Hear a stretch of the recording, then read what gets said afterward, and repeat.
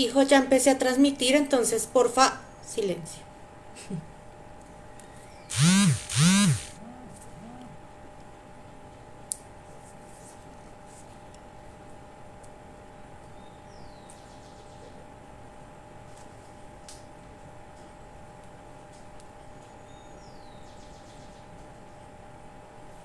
Hola, buenas tardes a los que se van conectando. Buenas tardes, muchas gracias por estar acá. Vamos a esperar unos minuticos para que más personas puedan unirse a la charla del día de hoy, que es la fiducia mercantil en Colombia.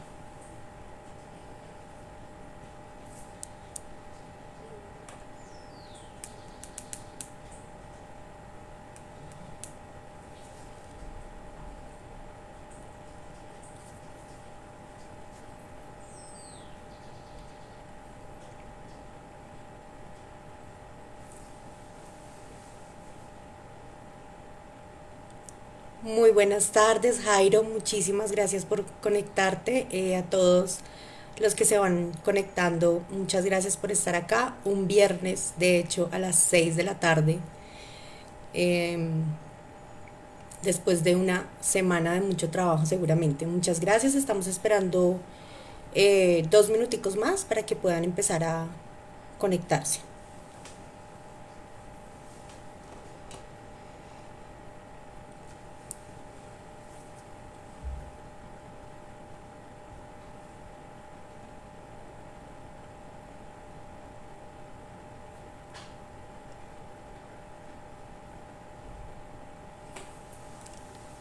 Bueno, ya veo más personas conectadas. Muchas gracias nuevamente por estar aquí, por conectarse. Decía al inicio que un viernes a las 6 de la tarde, después de una semana de trabajo, para poder recibir estas clases. Julián, muy buenas tardes, muchas gracias por estar aquí. Bueno, yo creo que vamos iniciando, entonces me presento, ustedes ya me vieron pues digamos que en la publicación. Yo soy Andrea Flores, soy abogada egresada de la Universidad Libre y especialista en Derecho Contractual y Relaciones Jurídico-Negociales de la Universidad Externado de Colombia. Me gusta presentarme también de la siguiente forma: soy de profesión mamá y de vocación abogada y tallerista y terapeuta en formación. Digo lo de profesión mamá porque digamos que en los espacios en los que tengo me gusta reivindicar esta tarea. Yo soy mamá de un niño de 11 años y digamos para profesionales o no profesionales también, cuando nos dedicamos o somos mamás, digamos, y tenemos un tiempo cesante por estar formando a nuestros hijos, volver a la vida laboral, digamos, es un poco complicado porque en la experiencia, en nuestra hoja de vida, pues hay un tiempo cesante y lo que se pregunta es qué hizo este tiempo. A veces el valor, pues, que se le debe dar a esta tarea no se le da y simplemente se toma como que no hubo formación laboral, y pues resulta que nada más y nada menos que el ser mamá da muchos dotes para los trabajos, como la responsabilidad, la disciplina, el orden, y además que pues es la formación de los líderes del mañana. Entonces pues me gusta dar esta apertura, y en los espacios en los que tengo poder reivindicar las tareas o la tarea como mujer y madre que soy, denominándome así, de profesión mamá y por vocación abogada. Entonces, pues muchas gracias por estar aquí nuevamente, por escucharme, y vamos a iniciar. La clase del día de hoy es fiducia mercantil en Colombia. Entonces vamos a dar unos aspectos generales, unos conceptos básicos. La idea es que podamos tener otra sesión en la cual podamos ahondar en temas o puntos, digamos, de crítica sobre la fiducia mercantil, como lo es la responsabilidad que tiene el fiduciario, bastante discutible jurisprudencialmente. Entonces, bueno, la idea de hoy es lo que les digo, poder hacer los conceptos básicos y generales y en otra sesión poder ahondar de manera más específica. Cualquier duda o pregunta pues la estaré de pronto leyendo al final de la sesión para responderle. Vamos a iniciar contando que el origen de la fiducia, si nosotros buscamos etimológicamente qué es fiducia, podemos encontrar que, digamos, si derivamos en la palabra fideicomiso, fidei viene de fe y comiso viene de comisión, es como comisión de la confianza o de la fe, ¿sí? Entonces tener claro que fiducia se deriva de fidei, que es fe. Básicamente estos negocios realmente su origen es, digamos, en la confianza, en la fe que se tiene hacia el otro para poder encomendar los negocios a cargo de esta persona.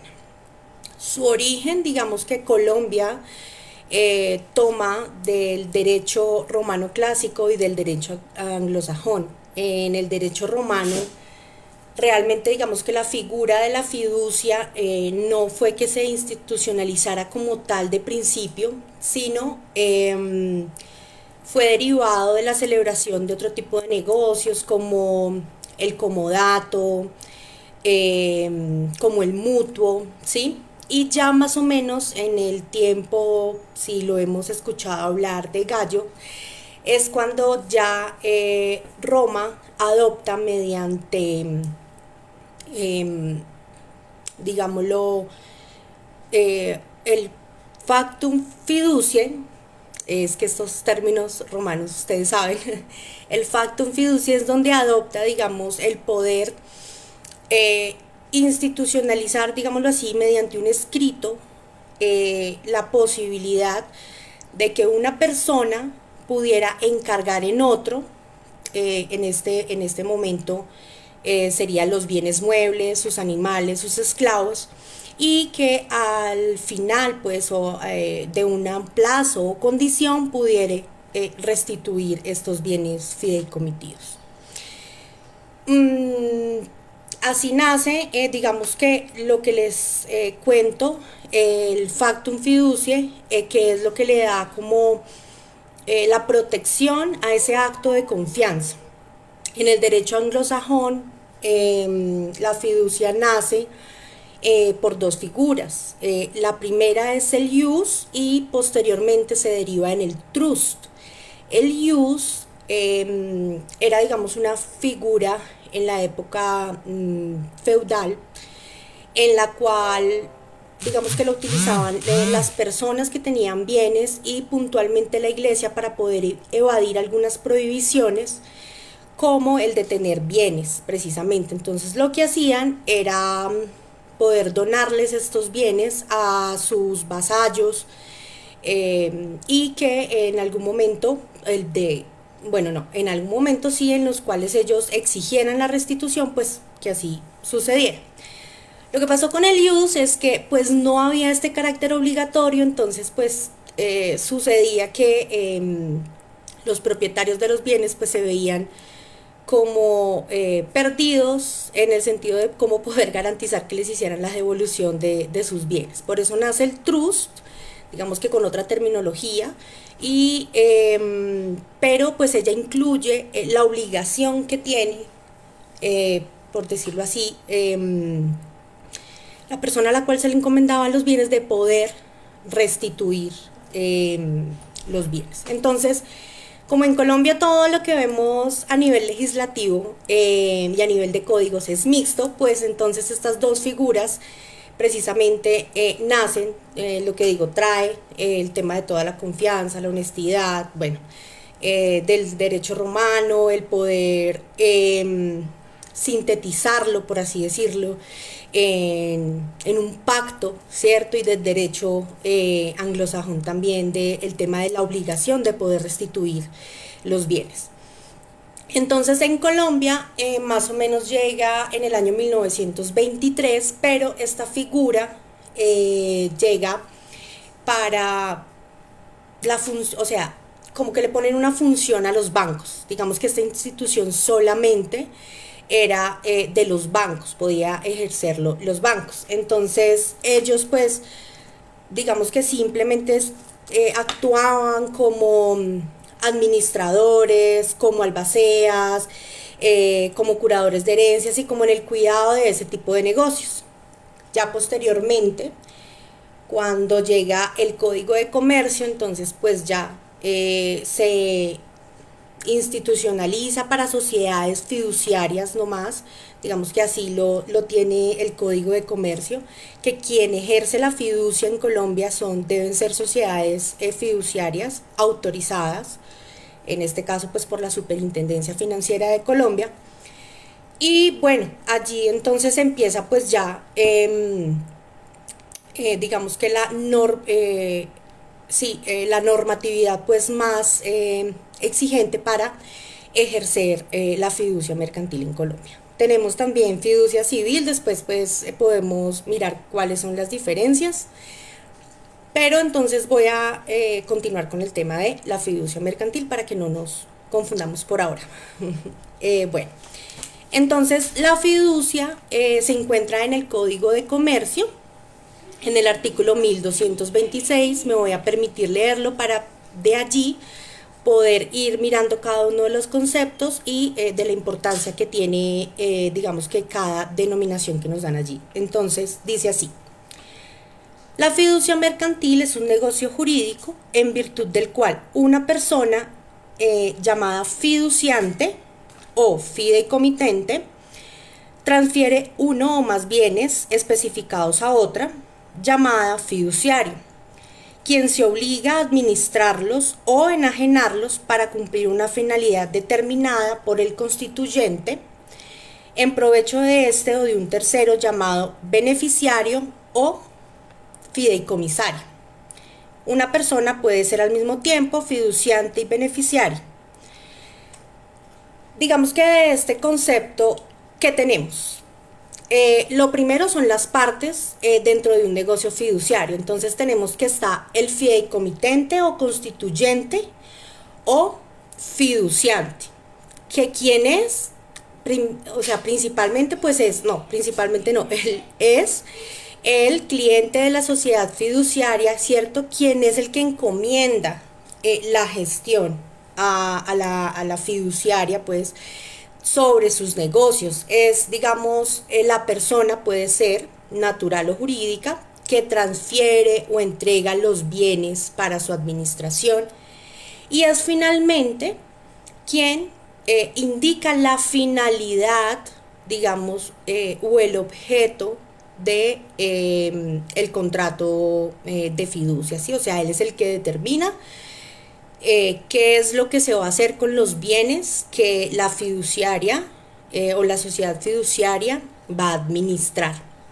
Entonces tenemos allí que puede ser fideicomitente, fiduciante o constituyente, también se le llama. A quien se le transfiere los bienes, entonces lo estamos diciendo, es la sociedad fiduciaria o, como lo denominan, el fiduciario, que es el que se obliga precisamente a administrarlos, a enajenarlos, en fin, a cumplir con el objeto que el fideicomitente le ha dicho que tiene que hacer con esos bienes fideicomitidos.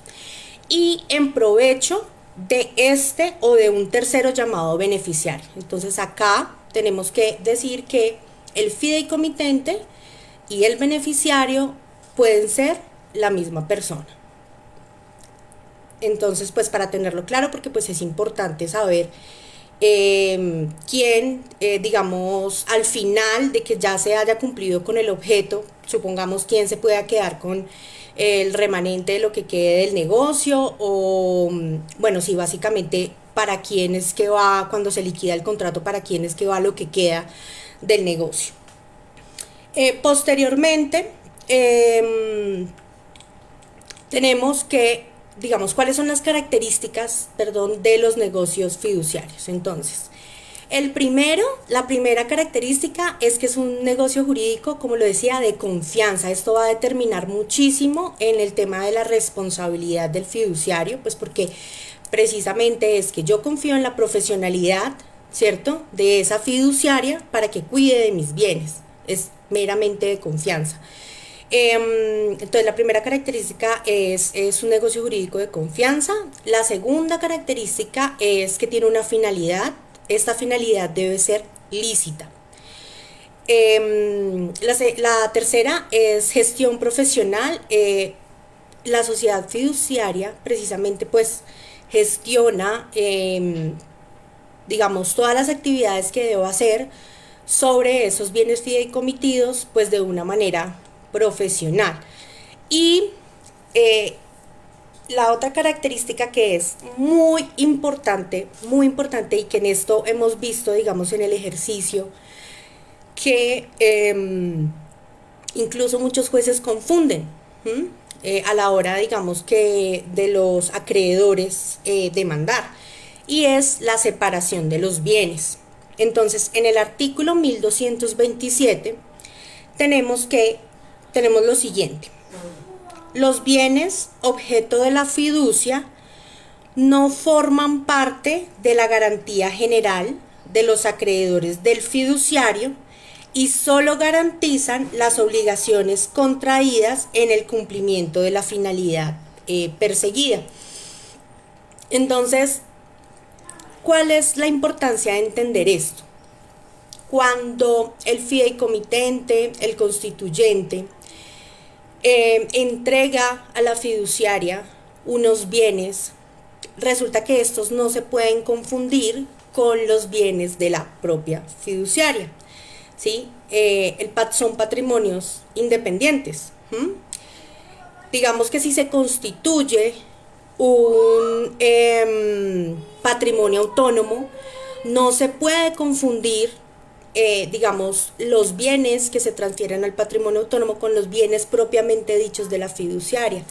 Y es que resulta que, como les decía, a veces los acreedores, cuando demandan, supongamos en un ejecutivo, piden medidas cautelares sobre bienes de la fiduciaria, y entonces uno sale allí en defensa a decir, un momentico, que es que recuerden el artículo 1227 que nos dice que hay una separación de bienes entre los bienes de la fiduciaria y los bienes pues del negocio o del patrimonio, lo que se constituya. Más adelante vamos a ver que hay unos tipos de negocios fiduciarios diferentes al patrimonio autónomo. ¿Cuáles son los? Permítanme un segundito, prendo la luz porque si no me voy a quedar aquí a oscuras. Listo.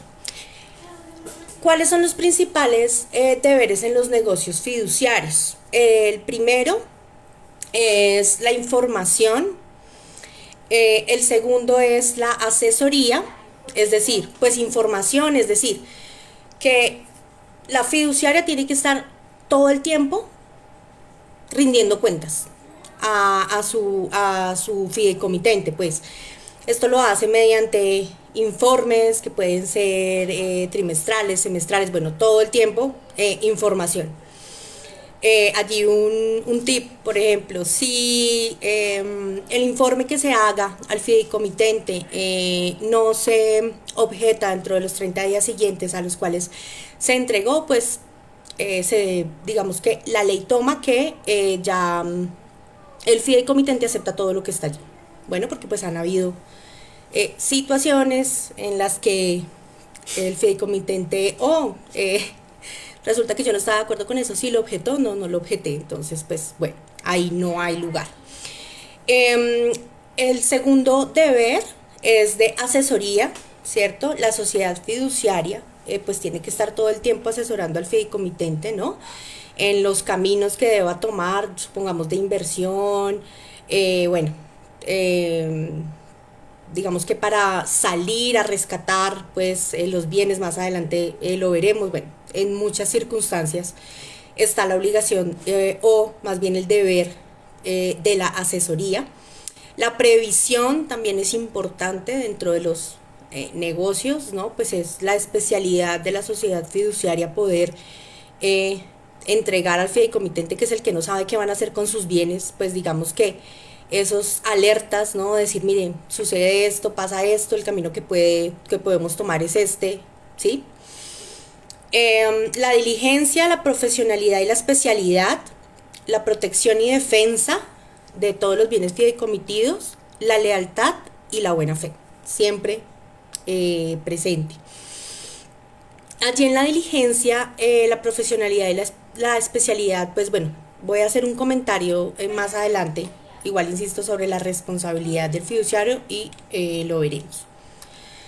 Las principales obligaciones como tal, pues de las sociedades fiduciarias consisten en las siguientes, que son realizar todos los actos necesarios para que la finalidad se dé, el objeto del contrato finalice bien, separar los bienes fideicomitidos del resto de los activos y de otros negocios. Aquí quiero decirles algo que se me pasaba y era que la Superintendencia Financiera, mediante una resolución que no me acuerdo el número por ahora, autorizó que, digamos que para la administración de los negocios, pudiera tener el patrimonio autónomo, pudiera tener un NIT, ¿sí? Y la sociedad fiduciaria pudiera tener otro NIT, para que precisamente no se confundan. Digamos que la finalidad de esta autorización es para eso, para que no se confundan los bienes, como les decía, de la sociedad fiduciaria y del patrimonio autónomo. Entonces, supongamos a la transferencia de un bien inmueble en el certificado de tradición y libertad, pues no va a decir el NIT de la fiduciaria, sino que tendrá que ser el NIT del patrimonio autónomo. Esto por favor tenerlo en cuenta, porque también cuando se demanda, entonces demandan donde no es, al NIT que no es, y pues ahí perdió. Perdón, por aquí César me pregunta al final, ¿hay un espacio de preguntas? Claro que sí, al final damos la opción para que puedan hacer las preguntas. Bueno, otra obligación de las sociedades fiduciarias es proteger y defender los bienes fideicomitidos contra actos de terceros, del beneficiario y del mismo fideicomitente. Es decir, supongamos, a veces se hace la transferencia de bienes inmuebles que están invadidos, por ejemplo, entonces una restitución de bien inmueble, o incluso hemos tenido casos también o se han tenido casos de pertenencia, ¿sí? Salir en defensa de esos bienes fideicomitidos, sea como sea, tener que poner, supongamos si hay un embargo o algo, pues salir en defensa dentro de ese proceso, para que, pues por decirlo así, a toda costa se pueda recuperarlo, obviamente pues con los argumentos que deban ponerse de presente, pero pues esa es la obligación de la sociedad fiduciaria. Procurar el mayor rendimiento de los bienes objeto del negocio fiduciario, transferir los bienes junto con sus frutos y rendimientos a la persona designada dentro del contrato. Pues lo que les decía, la finalización del contrato, digamos que a quien se le restituye o los bienes o los frutos de esto, pues será al beneficiario, que puede ser el mismo fideicomitente, lo reitero. Rendir las cuentas de su gestión y observar pues todas las reglas tributarias, ¿no? De acuerdo pues a la normatividad vigente. Les decía que iba a hacer como una pequeña mención al alcance de la responsabilidad del fiduciario, y allí es importante tener en cuenta que las sociedades fiduciarias, o bueno, ¿cómo decirlo? Dentro del contrato de fiducia mercantil, las obligaciones son de medio y no de resultado. Entonces, la fiduciaria tiene que hacer todas las gestiones, como les decía, de acuerdo a sus deberes, ¿no? Para que la finalidad se cumpla, para que el objeto se cumpla. Pero pues más allá de eso, la sociedad fiduciaria no puede hacer nada más. Si se le acabó la plata, se le acabó la plata, no puedo gestionar, señor fideicomitente, por favor dígame usted qué hago. Allí la importancia, bueno, decirles que el fideicomitente es el que da las órdenes, o sea, se hace el contrato de fiducia mercantil, ahorita vamos a ver como un poco más sobre el contrato, y allí se estipulan unas reglas, ¿sí? Pero finalmente sobre esas reglas pues pueden, digamos que haber o suscitarse eventos en los cuales necesiten instrucción de parte del fideicomitente. De manera que la sociedad fiduciaria no puede tomar decisiones sobre los bienes fideicomitidos, sino que tendrá que hacerlo, para ello se constituye un comité, que es el que finalmente pues da la instrucción clara sobre lo que se tiene que hacer frente a la situación que se esté presentando. Entonces, por eso decimos que las obligaciones son de medio y no de resultado también en otras circunstancias. Supongamos que yo salí en defensa de un bien inmueble y resulta que no, pues que no lo pude recuperar. Bueno, pues yo hice la gestión realmente como sociedad fiduciaria, como protector de sus bienes, pero pues si no me lo adjudicaron, ¿qué puedo hacer? ¿Sí? Bueno, esto por dar un ejemplo. De manera que, siendo las obligaciones de medio y no de resultado, tenemos que la responsabilidad llega hasta la culpa leve, ¿sí? Y cuando hablamos de culpa leve, es como si lo estuviéramos equiparando a las gestiones de un buen padre de familia. ¿Mm? Vale la pena pensar si, de acuerdo a todas las gestiones que hace la sociedad fiduciaria, puede compararse no más con el tema de una gestión diligente como un buen padre de familia. Esto es en lo que quiero ahondar en otra sesión, realmente que vale la pena, porque jurisprudencialmente hay mucho de donde cortar sobre este tema, pues porque obviamente la responsabilidad que tiene una sociedad fiduciaria es muy grande. O sea, está ejecutando la administración de unos bienes que se encomendaron. Hablo bienes pues inmuebles o muebles, dinerito, ¿sí? Entonces vale de verdad que la responsabilidad se exija hasta lo que puede hacer o la gestión que hace un buen padre de familia. Bueno, ahí pues ya lo podemos ver, lo veremos más adelante y ahondaremos en esto. Para que la conducta fiduciaria pues pueda generar responsabilidad, debe producir un daño cierto y el nexo causal entre la conducta y el daño producido. Eso pues es digamos que lo que sabemos de la responsabilidad, o cómo se configura pues la responsabilidad, que es entre el daño y la acción pues que se ejecutó, ¿sí? Ese nexo de causalidad. Tenemos unas modalidades del negocio fiduciario. Allí también a veces digamos pueden haber confusiones. Las digamos que modalidades más conocidas: tenemos el encargo fiduciario, tenemos el patrimonio autónomo y tenemos la fiducia pública también. Los contratos que hacen, digamos, el Estado cuando son temas de obras, fundamentalmente lo pueden hacer mediante dos figuras. Si hablamos de fiducia, que es el encargo fiduciario, y la fiducia pública, solo mediante esas dos figuras. Y la normatividad en contratación pues será la que esté en la ley 80, ¿no? Y pues sus demás normas que la complementan. Listo. Es importante tener presente que el encargo fiduciario y la fiducia mercantil propiamente dicha, cuando se constituye un patrimonio autónomo, pues tiene una diferencia bastante grande que también suele verse que genera confusión.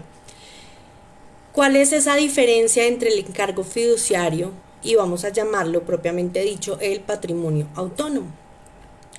Resulta que la base de la diferencia es en la transferencia de los bienes, ¿sí? En el encargo fiduciario, los bienes que son entregados al fiduciario pues no salen del patrimonio del constituyente o fideicomitente, ¿cierto? Con los bienes entregados no se constituye un patrimonio autónomo porque pues no hay transferencia de la propiedad. Ojo a esto. No hay transferencia de la propiedad en el encargo fiduciario. Y los bienes objeto del encargo fiduciario pueden ser perseguidos y embargados por los acreedores del fideicomitente. Esta, digamos que es, o sea, no salen del peculio, por así propio decirlo, del fideicomitente constituyente o del fiduciante, sino que como no hay transferencia de la propiedad, pues mi hijito se queda allí y pueden ser perseguidos por los acreedores. ¿Cuál es la diferencia entonces con el patrimonio autónomo? Pues que en el patrimonio autónomo sí hay transferencia de la propiedad. Entonces, supongamos pues una sociedad que se liquida constituye un patrimonio autónomo precisamente para transferir todos los bienes y transfiere también entonces de ellos la propiedad. En esta, digamos que con esta figura como patrimonio autónomo, los bienes no pueden ser perseguidos ni embargados por los acreedores del fideicomitente, salvo unas excepciones que están en el artículo, perdónenme, en el artículo 228 del Código de Comercio. Si no mentira, les estoy mintiendo, ya les digo en qué artículo es. Ya, ok, me descaché por un numerito. Es en el artículo 1238 del Código de Comercio. Y dice así, me voy a permitir leer como esa excepción a la regla que los bienes no pueden ser perseguidos ni embargados por los acreedores del fideicomitente cuando se constituye un patrimonio autónomo. Dice, los bienes objeto del negocio fiduciario no podrán ser perseguidos por los acreedores del fiduciante, norma general, a menos que sus acreencias sean anteriores a la constitución del mismo. Los acreedores del beneficiario solamente podrán perseguir los rendimientos que le reporten dichos bienes. Solamente en este caso podría, digamos, en cuanto a los rendimientos que fueron entregados por bienes constituidos antes de que se constituyera el patrimonio autónomo, pues vale el tema que el acreedor pueda perseguir estos bienes. De resto, no hay otra manera en la cual los acreedores puedan perseguir, constituyéndose un patrimonio autónomo, los bienes fideicomitidos. En esta ocasión, el patrimonio autónomo también puede convertirse puede tener la calidad de contratante o contratista con sus derechos y obligaciones. Algo muy importante que señalarles allí, y que sé que también se suscita duda, es que los patrimonios autónomos no son persona jurídica. ¿Listo? Son receptoras de derecho, sí, pues sí contratan, de las gestiones que tengan que hacer, más no son persona jurídica. Bueno, quien actúa en calidad de vocera de ese patrimonio autónomo es la fiduciaria, pero recuerden la distinción que se tiene que hacer de la separación de los bienes, ¿sí? De hecho, lo que les digo allí también, siempre digamos una fiduciaria en cuanto a demandas para un patrimonio autónomo tiene que decir fiduciaria tal en calidad de vocera y administradora del patrimonio autónomo, porque recuerden que no se puede confundir el patrimonio con la fiducia. ¿Listo? Por lo que les digo de la separación de los bienes. Ya estoy leyendo por allí unas preguntitas, pero pues al final las podemos resolver. Vamos a ver en cuanto a la formalización de este negocio jurídico, del negocio fiduciario, que es a través pues de un contrato de encargo fiduciario o un contrato pues de fiducia mercantil. Y una característica de estos contratos realmente es que son contratos de adhesión, es decir, pocas veces vemos que se pueda negociar sobre ella pues cláusulas, sobre este contrato cláusulas, sino que el cliente se adhiere a este tipo de contratos. Y se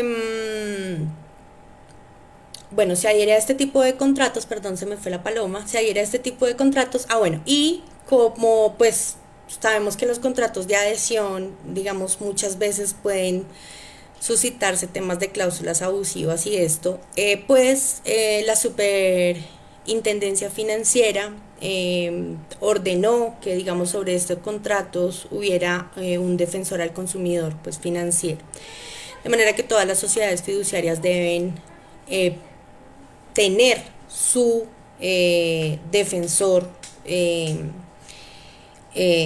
consumidor financiero, ¿no? Con todas las obligaciones que tenga allí, pues por este tema de ser un contrato de adhesión. Buenas noches a todos los que están llegando. Bueno, sobre esto tenemos que, de acuerdo a lo que nos dice, bueno, en el Código de Comercio, pues no tenemos exactamente qué es lo que debe tener un contrato de fiducia, pero la Superintendencia Financiera, ya que lo recuerdo, en la Circular Básica Jurídica 029 del 2014, pues también desarrolla, digamos, mucho más a fondo sobre todo lo que tiene que ver con fiducia mercantil, los conceptos, absolutamente todo, cuáles son los negocios que puede ejecutar una sociedad fiduciaria, bueno, todo. Recuérdenla, esta es la Circular Básica Jurídica 029 del 2014. ¿Qué es lo más importante dentro del contrato de fiducia mercantil? Pues el objeto, ¿no? Bueno, hay varias cosas, pero entre ellas lo primero es el objeto, que el objeto debe ser lícito. Y pues finalmente debe definir que, bueno, a ver, el objeto va dependiendo de el negocio que se haga, porque más adelante vamos a ver los tipos de negocios fiduciarios que existen, como la fiducia de inversión, la fiducia en garantía, bueno, más adelante lo veremos. Entonces, de acuerdo a eso, a lo que se quiera hacer con la platica, con los bienes, pues entonces será el objeto. Los segundos son los bienes fideicomitidos. Tener presente que ellos, digamos, pues tienen que ser, bueno, allí quiero decirles algo, y es que el contrato de fiducia mercantil puede ser un documento privado, no necesita de escritura pública. Sin embargo, si es un patrimonio autónomo y va a entregar la propiedad de los bienes, pues obviamente tiene que hacerse mediante el título, que será la escritura pública, y el modo pues será el contrato de fiducia mercantil, ¿no? Entonces tener esto presente también, que si son bienes inmuebles, en este caso pues tendrá que hacerse por escritura pública esa transferencia. Lo que les decía y les comentaba, que ya en el certificado de tradición y libertad del bien inmueble, cuando se haga el registro, pues tendrá que salir que ese bien inmueble es de tal fiduciaria como vocera y administradora del patrimonio, con el NIT del patrimonio, no de la fiduciaria. Vuelvo y lo recuerdo porque pues allí muchas veces hay confusión. Otro aspecto que debe tener el contrato de fiducia mercantil pues son los rendimientos y las utilidades, las obligaciones y los derechos de los contratantes, la remuneración. La remuneración en el contrato se denomina la comisión fiduciaria. Esta comisión fiduciaria puede ser fija o variable. Entonces, fija es que pues en el contrato simplemente se diga es de 11 salarios mínimos legales mensuales vigentes, o bueno, más. O si es variable, pues de acuerdo a los rendimientos del negocio. Entonces tiene estas dos particularidades. Los gastos, ¿no?, de administración, de contratación, bueno, todo esto debe tenerse en cuenta. Los costos, la gestión de riesgos, digamos riesgos, pues imagínense ustedes nomás haciendo una fiducia para poder guardar los dineros para una obra, ¿no?, de los anticipos y todo, o sea, muchas cosas allí. Gestión de riesgos, también hablamos de la calidad del fideicomitente. No sé si han escuchado el SARLAF, que es principalmente un formulario que, digamos, las sociedades fiduciarias exigen, o bueno, varias entidades también, para saber de dónde ingresan los dineros y evitar el lavado de activos. Entonces esto también pues es importante. Los avalúos de los bienes fideicomitidos, de los bienes inmuebles, sí, así lo requiere, o sea, si aplica, perdón, si hay la transferencia de estos bienes.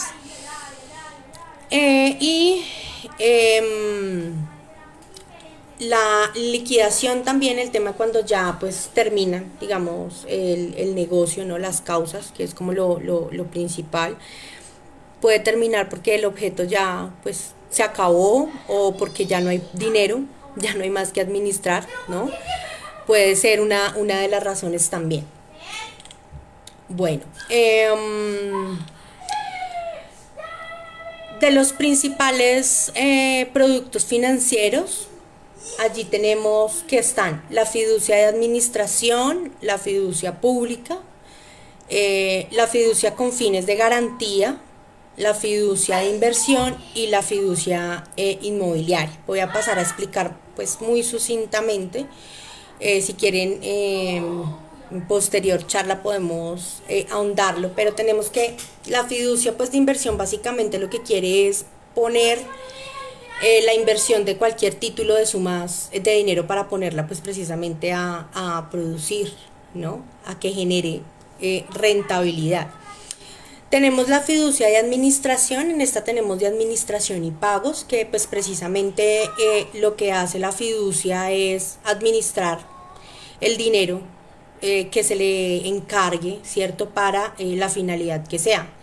Entonces, supongamos que yo entrego dinero para que se paguen, no sé, sentencias judiciales, por ejemplo, entonces, o se paguen con ello, por ejemplo, si hay contratos de defensa judicial, pues yo pago simplemente a los abogados, no más. ¿Mm? No me encargo de, digamos, de temas de bienes inmuebles ni nada, sino, bueno, puede que sí, ¿cierto? Pero pues simplemente lo hago para poder administrarlos y hacer los pagos que con la plata me entreguen. Posteriormente tenemos la fiducia inmobiliaria, que como ustedes la conocen, pues es donde se reciben los dineros por lo menos de un proyecto inmobiliario, ¿no? Hasta que exista un equilibrio y un tope para poder hacer la ejecución. Entonces, pues este es el más conocido porque creo que todos en algún momento hemos querido invertir en un proyecto inmobiliario y lo que hace precisamente,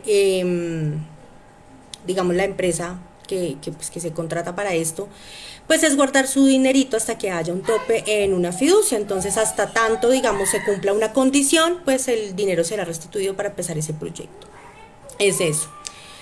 Tenemos también la fiducia en garantía, ¿cierto? En la cual se amparan obligaciones de un deudor a favor de uno o varios acreedores mediante la afectación de un bien para dicha finalidad y la estipulación de un procedimiento para obtener la satisfacción del crédito en caso de incumplimiento. Digamos que, permítame un segundito que tengo a mi hijo de 11 años jugando.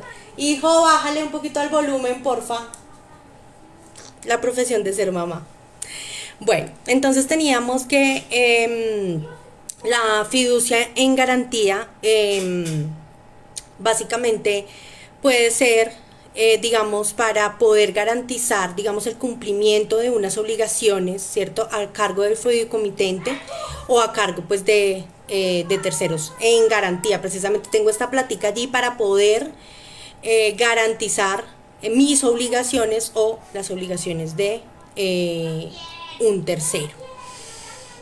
Tenemos otro tipo de productos financieros que están los fondos de inversión colectiva, que básicamente pues es para generar rendimientos de la plata.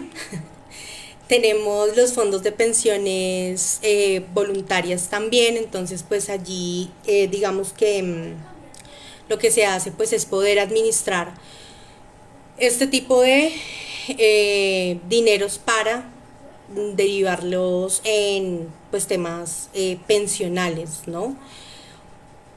Un ejemplo de encargo fiduciario pues es el que tenemos, por ejemplo, con el Fondo del Magisterio, ¿no?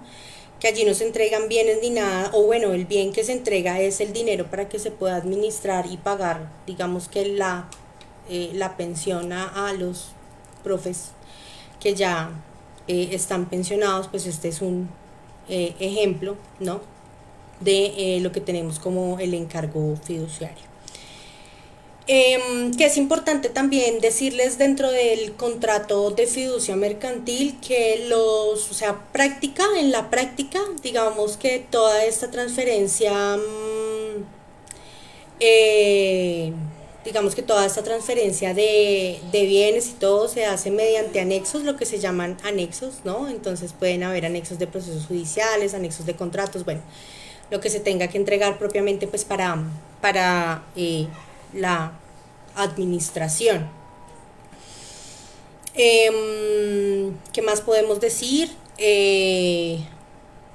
Digamos que esto es como lo fundamental y lo básico acerca de la fiducia en Colombia y el contrato de fiducia mercantil. Obviamente, pues el contrato tiene que en el contrato tienen que haber garantías, como las pólizas, digamos que se debe hacer mención también en caso tal de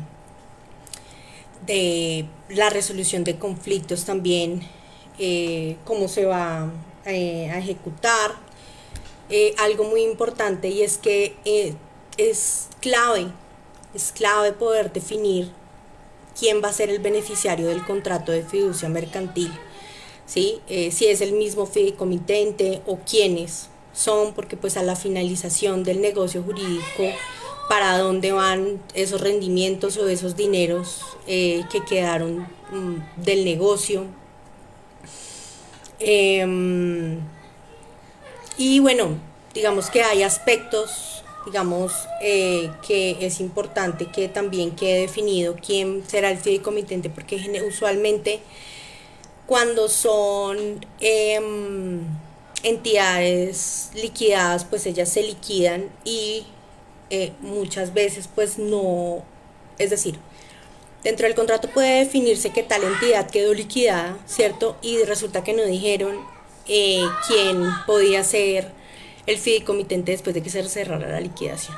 Entonces allí es clave, lo que les digo, también poder eh, definir y que quede dentro del contrato cuáles son o cuál será pues el fideicomitente posterior, por ejemplo, a un cierre de una liquidación de una empresa, porque pues no se puede decir que la liquidación va a ser el fideicomitente porque ella se liquida ahí, pues ya no podrá obviamente actuar, se extingue esta sociedad y ahí quedó, y entonces ¿quién me va a dar las instrucciones a mí?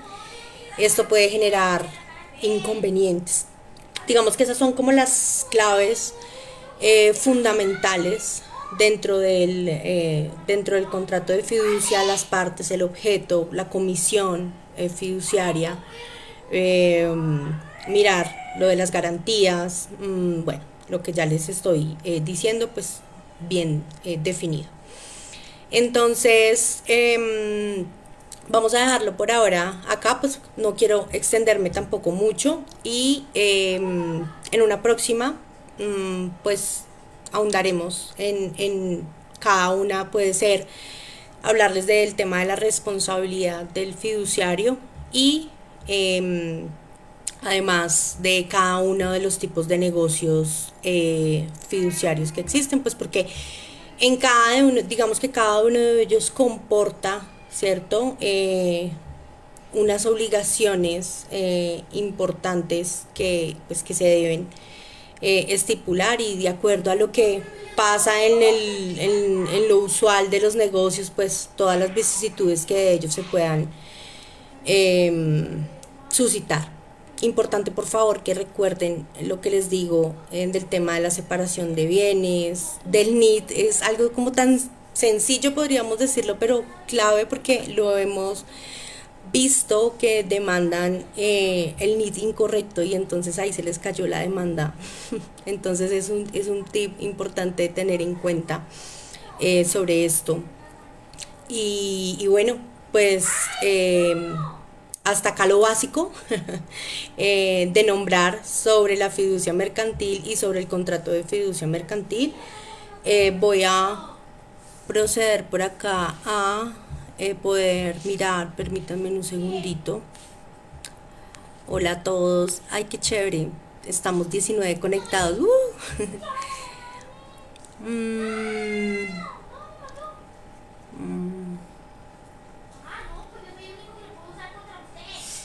Ok. Acá me dice Eduardo Martínez, doctora, buenas tardes. Hace poco conocí una figura jurídica que se llama garantía mobiliaria y erré en la respuesta pensando que era garantía inmobiliaria. Me gustaría saber si tiene conocimiento al respecto. Bueno, esto lo podemos ahondar más adelante, sin embargo te digo pues que o sea, vámonos a lo básico que realmente puede sonar como muy obvio, pero claro, erraste seguramente en la respuesta. ¿Por qué? Pues porque la garantía inmobiliaria, como lo veíamos en la fiducia de garantía, que es como la generalidad, pues lo que hace es que tú pones el bien inmueble precisamente como garantía de los pagos que tengas que hacer a tus acreedores, ¿cierto? Sin embargo, si lo haces mediante la garantía mobiliaria, pues tendrá que ser algo diferente a lo propiamente dicho como bien inmueble, ¿no? Sin embargo, lo podemos ahondar más adelante, pero pues en esto es importante, o sea, la fiducia en garantía es una, más sin embargo sus derivadas pueden ser inmobiliaria o mobiliaria dependiendo del bien que se esté dando en garantía para el cumplimiento de las obligaciones. Dice por acá Jairo, hola Jairo, ¿en qué proporción se puede embargar? Bueno, digamos que no hay un tope, por así decirlo, es decir, cuando yo persigo el embargo, pues persigo el embargo de todos los bienes que tenga, digamos, si hablemos, o sea, tengamos presente que si estamos hablando, bueno, de un encargo fiduciario, supongamos, pues se habla del tema de cuentas que se tengan, de lo que como demandante yo pueda ver que puedo embargar, o sea, no es que haya un tope.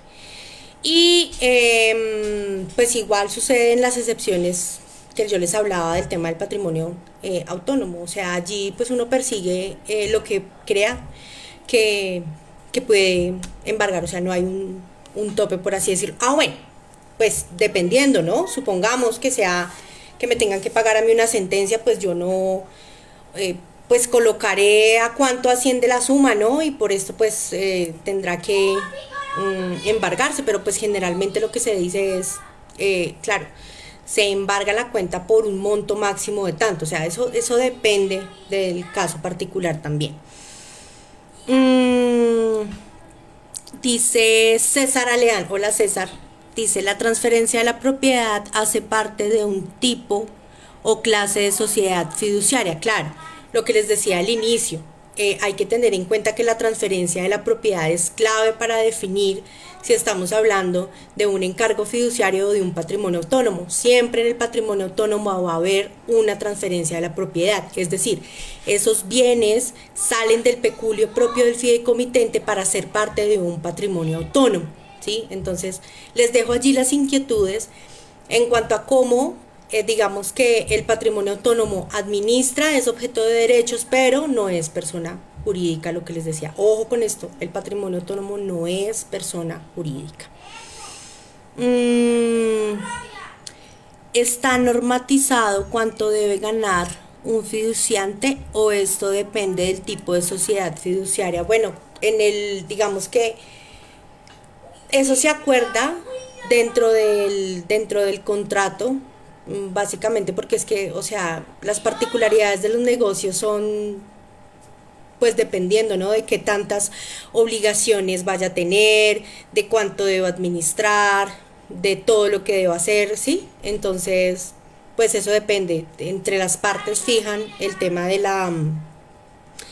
la comisión fiduciaria. Sin embargo, sí, pues no puede cobrar menos de un salario mínimo legal mensual vigente, eso sí. Pero pues más allá de ello, pues ya lo que fijen las partes. Creo que no hay más preguntas. Entonces, bueno, les agradezco mucho a todos por haberme escuchado. Quedamos las 19. De verdad, muchas gracias por su tiempo en la tarde de hoy y esperamos tener otra sesión ahondando más sobre lo que les decía, el negocio fiduciario, y si les queda la inquietud sobre la responsabilidad del el fiduciario. Entonces, muchísimas gracias y síganse conectando, compartan para que este proyecto siga recorriendo y bueno, podamos seguir cumpliendo una función social de nuestra carrera. Mil y mil gracias.